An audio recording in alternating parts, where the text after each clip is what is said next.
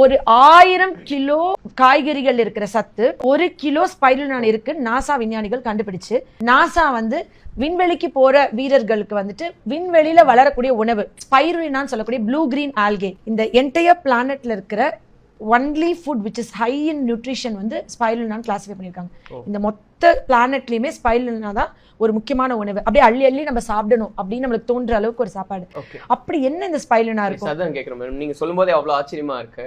அது சாப்பிட்டா என்ன சாதாரண பீப்புள்ஸ் கூட தெரியல. ஆனா அசிடெக்ஸ்ன்னு சொல்லக்கூடிய பழங்குடி மக்கள் அவங்களுக்கு பஞ்சத்துல சாப்பாடு கிடைக்காதப்ப நம்மலாம் இப்போ பஞ்சத்துலலாம் மூக்கிரட்டை இந்த மாதிரி கிராமப்புறங்கள்ல வீட்டை சுத்தி விளையிற காய்கறிகள் எடுத்து சமைப்பாங்க தெரியுங்களா, ரொம்ப கஷ்டத்துலலாம்.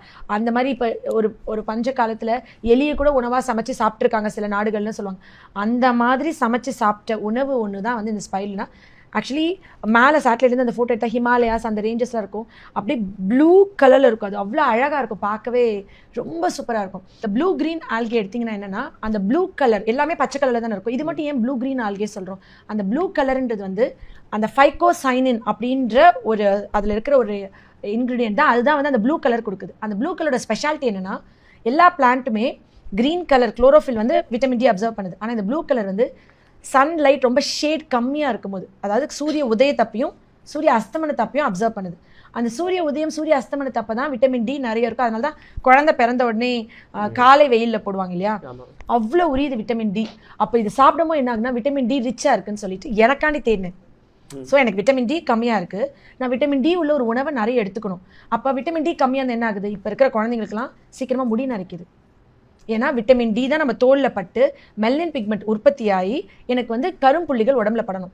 ஸோ இந்தியர்களை குறிப்பாக தமிழர்களுக்கெல்லாம் சீக்கிரம் முடி நரைக்கிறதோ உடம்புல வெண்புள்ளிகள் வருதோ, நம்ம தாத்தா பாட்டிலாம் வயசானவங்க வீட்டில் பார்ப்போம், உடம்புலலாம் வெள்ளை வெள்ளை புள்ளி ரெட் குட்டி குட்டி எல்லாம் வரும். அதெல்லாம் ஏஜிங் ப்ராசஸ். நம்மளை இளமையாக வச்சுக்கிறதுக்கு இந்த மொத்த பிளானட்லேயும் எத்தனையோ காயக்கல்பம்னு சொல்லுவாங்க, சித்தர்கள் மருந்துன்னு சொல்லுவாங்க, அது சாப்பிட்டா இளமையாக இருக்கலாம் அப்படின்னா. எனக்கு தெரிஞ்சு ஃபர்ஸ்ட் பிளேஸ் நான் மட்டும் இல்லை, நாசா விஞ்ஞானிகள் உட்பட கண்டுபிடிச்சது இந்த ஸ்பைருலினா.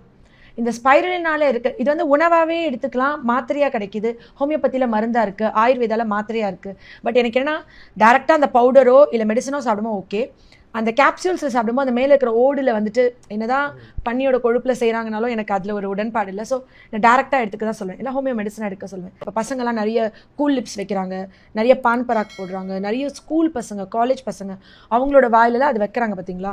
ஸோ இந்த கேன்சர் வராமல் தடுக்கிறதுக்கு முக்கியமான ஒரு உணவு ஸ்பைருலினான்னு சொல்லியிருக்காரு. அதில் என்ன முக்கியமாக சொல்லியிருக்காங்கன்னா, எனக்கு இந்த டோட்டல் பிளானட்லேயே த ஒன்லி ஆல்கலைன் ஃபுட் ஸ்பைருலினான்னு சொல்கிறாரு. ஸ்பைருலினாவுடைய pH 8.5 to 10.5.